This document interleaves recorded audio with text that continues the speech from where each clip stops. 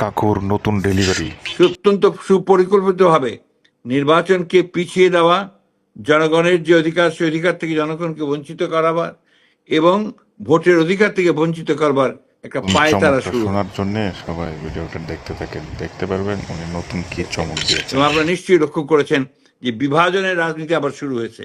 এখানে গোত্রে গোত্রে গোত্রে গোত্রে নাকি বিভাজন। যে বিভাজন সৃষ্টি করার চেষ্টা করা হচ্ছে। সরকারের বিভিন্ন মানুষের মতিগতি বোঝা খুবই কঠিন, দেখতে থাকুন। ইনস্টিটিউশনগুলোকে শুধু চক্রান্ত আর পরস্পরের মুখে চক্রান্ত, আপনার এই মুখোমুখি সেই। করার একটা আসলে ষড়যন্ত্র চক্রান্ত বাংলাদেশের শুরু মানুষ হয়েছে। যাবে কোথায়? আমরা এক দেখতে একটা পাচ্ছি রাজনৈতিক যে নেতা এক কিছু একভাবে মানুষ মোড় নিতেছে। যারা সরকার, আমি আসলে একটা ভিডিওতে দেখেছিলাম যে ডক্টর ইউনূস উনি বলেছেন যে আপনারা নির্বাচনের কে কী রুটম্যাপ চান আপনারা লিখে দেন। আসলে লিখে দেওয়ার মাধ্যমে কি একটা মানুষের কথাটার সত্যতা থাকে।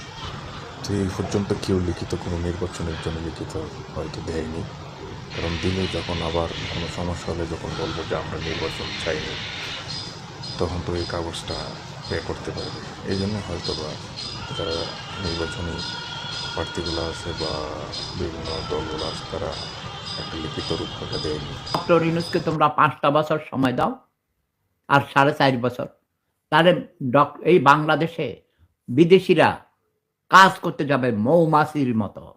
ডক্টর ইউনূস কোনো কঠিন ভাষায় কথা বলেছে তোমরা শুনেছ?